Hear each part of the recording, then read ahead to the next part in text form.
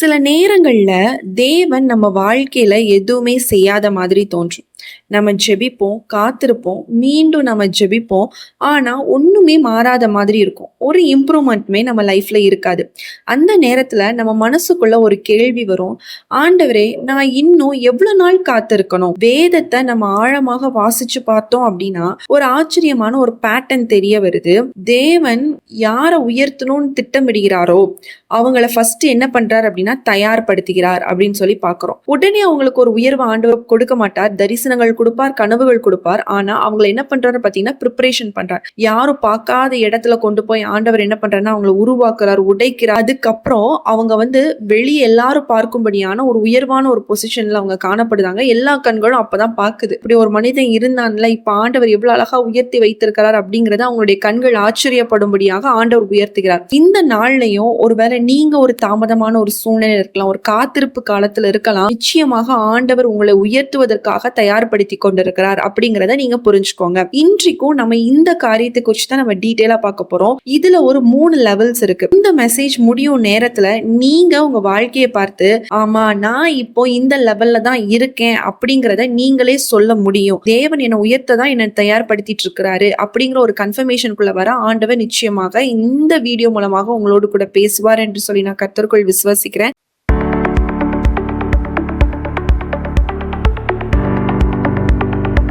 நம்ம ஒரு வசனம் வாசிக்கலாம். பிலிப்பியர் 1ஆம் அதிகாரம் 5ஆம் வசனம் மற்றும் 6ஆம் வசனம் நம்ம வாசிக்கலாம். உங்களில் நற்கிரியை தொடங்கினவர் அதை இயேசு கிறிஸ்துவின் நாள் பரியந்தம் முடிய நடத்துவார் என்று நம்பி நான் உங்களை நினைக்கிற பொழுதெல்லாம் என் தேவனை ஸ்தோத்தரிக்கிறேன் அப்படின்னு சொல்லி நம்ம இங்க பாக்குறோம். அதாவது தேவன் ஒருத்தரோட வாழ்க்கையில கிரியை செய்ய ஆரம்பிச்சிட்டாருன்னா அதை பாதியிலே விட்டுட்டு போகிற தேவன் கிடையாது. அதை என்ன பண்ணுவார்னா பினிஷ் பண்ணிக்கிற தேவனாக, அதை தொடங்கினவர் அதை முடிய பண்ணுகிற தேவனாகவும் அதை காணப்படுகிறார். அந்த ப்ராசஸ்ல லெவல்ஸ் இருக்கு. ஒரு வளர்ந்து போகிற ஒரு நிலைமையா இருக்கலாம், ஒரு காத்திருப்பு நிலைமையா இருக்கலாம், சுபாவங்கள் மாறுகிற ஒரு நிலைமையாக இருக்கலாம். அதுக்கு பின்னாடிதான் என்ன ஆகும் அப்படின்னா ஒரு ப்ரொமோஷன் அப்படிங்கிற ஒரு விஷயம் வரும். நம்ம எல்லாருக்கும் ப்ரொமோஷன் வேணும். ஆனா அந்த ப்ரிப்பரேஷன் தான் நம்மளுக்கு யாருக்குமே பிடிக்காத ஒரு விஷயமா காணப்படுது.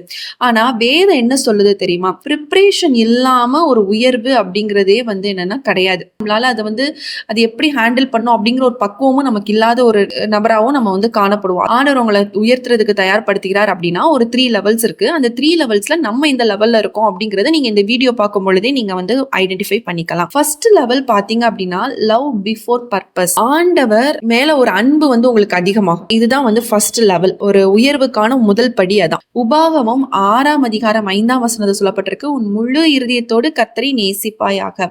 ஒரு விஷயம் நீங்க கவனிச்சீங்க அப்படின்னா இயேசு உயிர்த்தெழுந்த பிறகு பேதுரு கிட்ட கேட்ட ஒரே ஒரு question, do you love me? நீ என்னை நேசிக்கிறாயா அப்படின்னு சொல்லிதான் ஆண்டவர் கேட்டார். அதாவது நீ எந்த அளவுக்கு நீ ஊழியம் பண்ணுவ, எந்த அளவுக்கு சுவிசேஷம் இருக்கும், விசுவாசம் எப்படி இருக்கு, அது எதுவுமே ஆண்டவர் கேட்கல.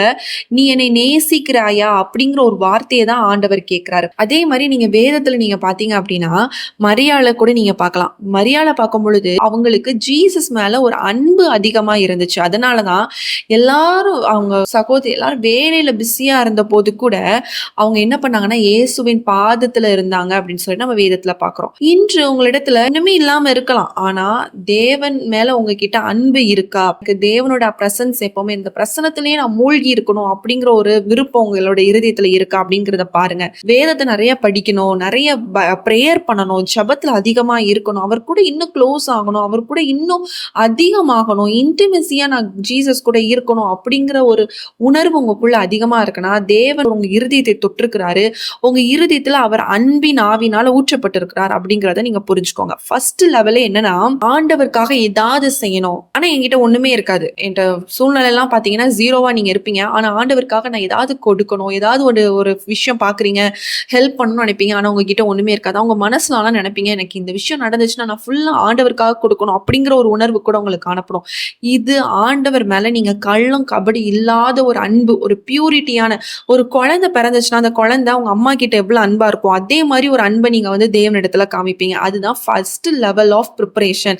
ஒரு உயர்வுக்கு போறதுக்கான உங்களோட இருதயத்தை ஆண்டவர் அப்படிப்பட்ட இருதயமாக மாற்றுவார். அந்த மாதிரி உணர்வு இருக்கு, ஆண்டவர் கூட நிறைய டைம் ஸ்பெண்ட் பண்ணணும், இந்த மாதிரி உணர்வுகள் இருக்கு அப்படின்னா ஆண்டவர் உங்களை உயர்த்துவதற்காக முதல் நிலையில நீங்க காணப்படுறீங்க அப்படிங்கறத தெரிஞ்சுக்கோங்க. செகண்ட் லெவல் அப்படின்னு பாத்தீங்கன்னா, காட் இஸ் மோல்டிங் யூ. உங்களை வந்து மோல்டு பண்ண ஆரம்பிப்பார், உருவாக்க ஆரம்பிப்பாரு. இந்த லெவல் ரொம்ப கஷ்டமான லெவல். இது வந்து இதுல பாதியிலே நிறைய பேர் விட்டுட்டு போயிருவோம்.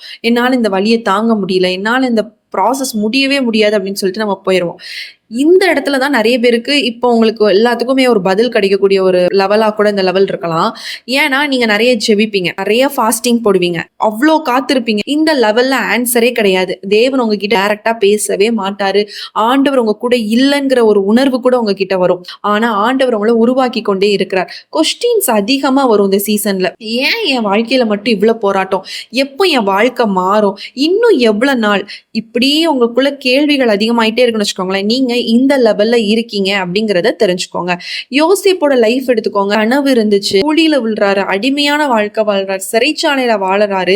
அதுக்கப்புறம் தான் ஆண்டவர் என்ன கொடுக்குறாரு, அரண்மனையை கொடுக்குறாரு. அதேதான், அதாவது ஒரு குழியில இருந்துதான் ஆண்டவர் என்ன பண்றாரு, அந்த யோசேப்போட கேரக்டரை பில்ட் பண்றாரு, நம்மளுடைய குணங்களை என்ன பண்றாருன்னா உருவாக்குறாரு. அதே மாதிரி மோசையை பாருங்க. மோசே வந்து எகிப்துல வளர்ந்தாரு. ஆனா தேவன் அவரை வந்து பழக்குவிக்கிறதுக்கு 40 வருஷம் வனாந்திரத்துலதான் அவர் மோல்டு பண்ணப்பட்டார்.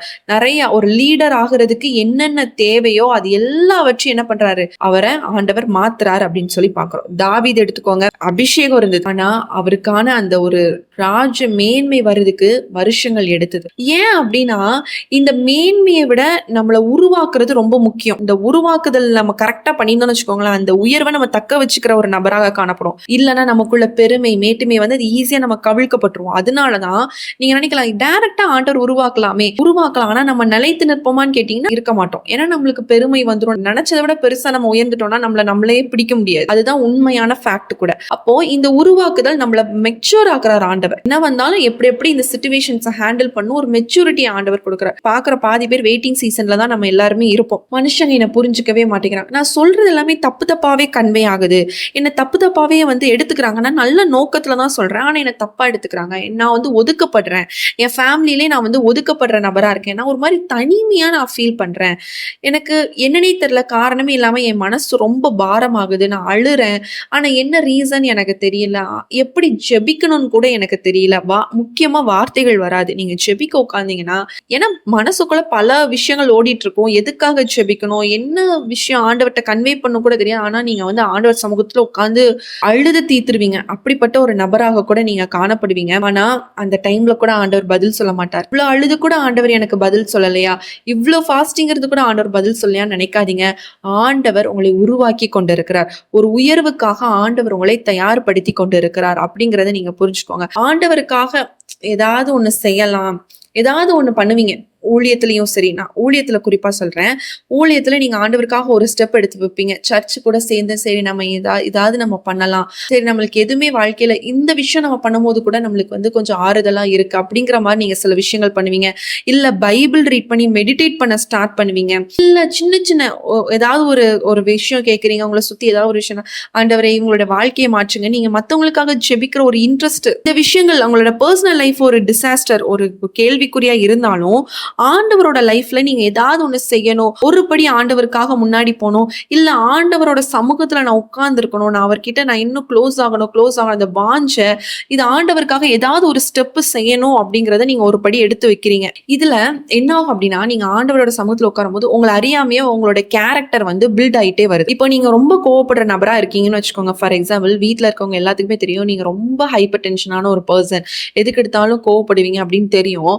ஆனா இந்த ப்ராசஸ்ல பாத்தீங்கன்னா உங்களை அறியாமே உங்களுடைய கேரக்டரே மாறிட்டு வந்துட்டு அவங்களே நோட்டீஸ் பண்ணுவாங்க, நீ முந்தி மாதிரி இல்லையே, இப்போ உன்னோட கேரக்டர் கொஞ்சம் டிஃப்ரெண்ட் ஆயிருக்கு, இப்போ நீ கொஞ்சம் பொறுமையா ஹேண்டில் பண்ற, கொஞ்சம் நல்லா சிரிச்சு பேசுற, இந்த மாதிரி எல்லாம் சொல்லுவாங்க. ரொம்ப கஷ்டமான சூழ்நிலையா இருக்கும், நாளைக்கு எல்லாமே இழந்து போற மாதிரி இருக்கும், ஆனா இன்னைக்கு அவங்க சந்தோஷமா இருப்பாங்க, அவங்க முகத்துல அந்த சிரிப்புக்கு பஞ்சமே இருக்காது.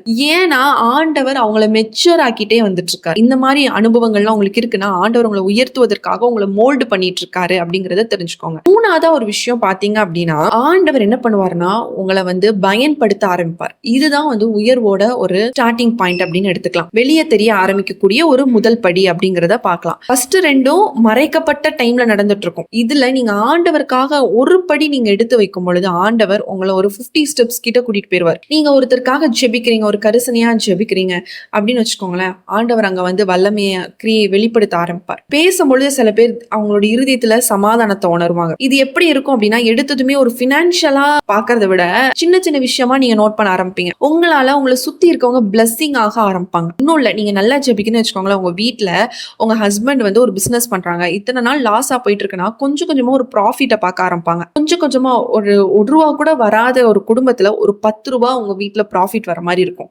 அதுக்கப்புறம் அது 100 ரூபாவா மாறும். ஏன்னா ஆண்டவர் உங்க மூலமா உங்க குடும்பத்தை ஆசீர்வதிச்சிட்டு இருக்காரு. நீங்க இந்த மாதிரி ப்ராசஸ், இந்த மாதிரி லெவல்ல இந்த மாதிரி நிலைகள்ல இருந்து நீங்க கடந்து வந்திருக்கீங்க. அதனால ஆண்டவர் உங்களை உயர்த்துவதற்காக ஒவ்வொரு கொஞ்சம் கொஞ்சமா நீங்க வந்து சேஞ்சஸ் பார்க்க ஆரம்பிப்பீங்க. நம்ம எல்லாரும் என்ன பண்ணுவோம் அப்படின்னா, இதை நம்ம நோட் பண்றதை மிஸ் பண்ணிடுவோம். ஆண்டவர் யூஸ் பண்றாரு அப்படிங்கறத மிஸ் பண்ணிட்டு பெருசா ஒரு விஷயத்துக்காக இருப்போம். ஒரு 10 லட்சம் கடன் இருக்கு, அந்த 10 லட்சம் கடனுமே ஆண்டவர் தீக்கும் நினைப்போம். ஆனா சின்னதா ஆண்டவர் செய்கிற வேலைகள் அதை நம்ம வந்து நோட் பண்றதே கிடையாது. நோட்டீசிங் பண்ணியிருந்தோம்னு வச்சுக்கோங்களேன், ஆண்டவர் என் லைஃப்ல கிரியேட் செய்ய ஆரம்பிச்சாரு, இன்னும் என் ஜெபத்தை அதிகப்படுத்தணும், இன்னும் காத்திருக்கணும் அப்படிங்கறத நம்ம வந்து எக்ஸ்டெண்ட் பண்ணாம என்ன பண்ணிடுவோம் அப்படின்னா, செய்யவே மாட்டேங்கிறாரே அப்ப அவ்வளவுதான் அப்படின்னு சொல்லி ஜெபத்தை விட்டுருவோம். அந்த உயர்வும் என்ன ஆயிருது, அந்த ஜெபம் இல்லாதனால சத்ரு ஈஸியா வேலை செய்யற மாதிரி மாறிடும். அதனாலதான் சொல்றேன், சின்ன சின்ன சேஞ்சஸ் நீங்க வந்து நோட் பண்ண ஆரம்பிங்க. உங்களை சுத்தி நல்லா கவனித்து பார்க்கணும், என்ன விஷயங்கள் நடக்குது, முன்னாடி இருந்ததுக்கு இப்ப இருந்தது டிஃபரன்சஸ் இருக்கா அப்படிங்கறத நீங்க பார்க்கணும். அது உங்களோட கண்களே பார்க்க முடியாத ஆண்டவர் உதவி செய்வார், நிச்சயமா செய்வார். நீங்க அந்த காத்திருப்பு சீசனை கடந்து வந்துட்டீங்கனாலே உங்களை யூஸ் பண்ற சீசனா ஆண்டவர் மாத்துவார். ஒரு மினிஸ்ட்ரி பண்ணிட்டு இருக்கீங்களா, அதுல உங்களுக்கு ஒரு வாஞ்சை இருக்கு, ஆண்டவர் என்னை பயன்படுத்தணும், இது வரைக்கும் நீங்க மறைவின் காலத்துல இருக்கலாம், காத்திருக்கக்கூடிய சீசன்ல இருக்கலாம், நிச்சயமாக ஆண்டவர் என்ன பண்ணுவார், உயர்த்துவார். அதாவது ஆதியாகமம் 12ஆம் அதிகாரம் 2ஆம் வசனம் சொல்லப்பட்டிருக்கு, உன்னை ஆசீர்வதிப்பேன், நீ ஆசீர்வாதமா இருப்பாய் என்று சொல்லப்பட்டிருக்கு. பேதுரு ஒரு சாதாரண ஒரு மீனவர். அவர் பரிசுத்த ஆவியான நிரப்பப்படும் பொழுது ஆயிரக்கணக்கான மக்கள் வந்து மனம் திரும்பினாங்க. கரெக்டா? அதே மாதிரி பவுல் எடுத்துக்கோங்க, ஒரு காலத்துல சபையை துன்புறுத்தின ஒரு மனுஷன் தேவன் தொட்ட பிறகு உலகத்தையே மாற்றக்கூடிய ஒரு அப்போஸ்தலராக மாறினார். அதனாலதான் தேவன் உங்களை உயர்த்தும் போது அது உங்களுக்காக மட்டும் இருக்காது. உங்களை பார்த்து இன்னொருத்தர் வந்து ஒரு விசுவாசத்துல வளருவாங்க, இன்னொருத்தவங்க வந்து உங்களை பத்தி சாட்சி சொல்லுவாங்க. அப்படிப்பட்ட யாரோ ஒருத்தருக்கு நீங்க இன்ஸ்பிரேஷனாக, ஒரு மென்டாராக காணப்படக்கூடிய ஒரு நபராக கூட ஆண்டவர் என்ன பண்ணலாம்னா உங்களுடைய வாழ்க்கையை மாற்றலாம். நீங்க இன்றைக்கு எந்த லெவல்ல வேணாலும் இருக்கலாம், ஆனா நீங்க வந்து சோர்ந்து போயிடக்கூடாது, குவிட் பண்ணிடக்கூடாது. லெவல் 1ல இருந்தாலும் சரி, ஆண்டவர் மேல அதிகமான அன்பு கொண்ட நபராக கூட நீங்க இருக்கலாம். இனிஷியல் ஸ்டேஜ்ல இருக்கலாம். 2வது ஸ்டேஜ் பார்த்தோம், ஒரு காத்திருப்பு காலத்துல, ஆண்டவர் உங்களை உருவாக்கக்கூடிய காலத்துல நீங்க காணப்படலாம். 3வதாக உயர்த்தக்கூடிய காலத்துல. இந்த 3 காலத்துல நீங்க இருந்தாலும் நம்ம கிட்ட ஒரே ஒரு விஷயம் இருக்கணும், பொறுமை வேணும், தாழ்மை வேணும். இது 2 இருந்தா மட்டும்தான் ஆண்டவர் கொடுக்க ஆசீர்வாதத்தை நம்ம என்ன பண்ணலாம், லைஃப் லாங் நம்ம நித்தமும் நம்ம என்ன பண்ணலாம், நித்திய மகிழ்ச்சி நம்ம கூட இருக்கும்னு சொல்லியிருக்காருல்ல, அந்த நித்திய மகிழ்ச்சி என்ன பண்ணணும்னா அப்பதான் நம்ம கூட இருக்கும். சோ இந்த விஷயத்துல நம்ம ரொம்ப கேர்ஃபுல்லா இருக்கணும். தாழ்மை எப்பவுமே நம்மகிட்ட இருக்கணும், பொறுமையும் நம்மளுக்கு ரொம்ப முக்கியமாக காணப்படணும். இன்று உங்களோட கதவு மூடப்பட்ட சூழ்நிலை இருக்கலாம், ஆனா சரியான நேரத்துல தேவன் திறக்கக்கூடிய கதவை ஒரு மனுஷனாலும் என்ன பண்ண முடியாதுன்னு அடைக்க முடியாது. ஒருவேளை இன்று உங்களை ஒதுக்கப்பட்ட நீங்க நிலைமையில இருக்கலாம், குடும்பத்திலையும் சரி, நண்பர்களாலும் சரி, உறவினர்களாலும் சரி, வேலை பார்க்கக்கூடிய ஸ்தலங்கள்னாலும் சரி, ஒதுக்கப்பட்ட நிலைமையில நீங்க காணப்படலாம். இந்த மாதிரி அறிகுறிகள் உங்களுடைய வாழ்க்கையில நடக்குதுன்னு வச்சுக்கோங்களேன், தேவன் உங்களை உயர்த்த தயார்படுத்த ஆரம்பிச்சிட்டாரு.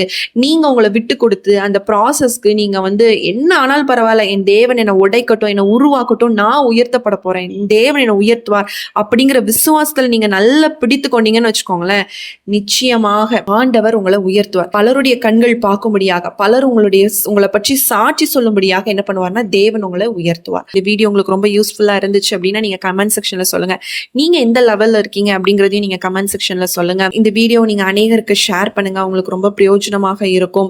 உங்களுக்கு ஜெப குறிப்புகள், பிரேயர் பாயிண்ட்ஸ் இருக்கும் அப்படின்னா ஸ்கிரீன்ல தெரியக்கூடிய வாட்ஸ்அப் நம்பருக்கு மெசேஜ் பண்ணுங்க, இல்லைன்னா வாய்ஸ் நோட் பண்ணுங்க. கண்டிப்பா நாங்க உங்களுக்காக ஜெபிக்கிறோம். மீண்டும் உங்களை அடுத்த ஒரு ஜெப வீடியோல சந்திக்கிறோம். கர்த்தர் உங்களை ஆசீர்வதிப்பாராக. ஆமென்.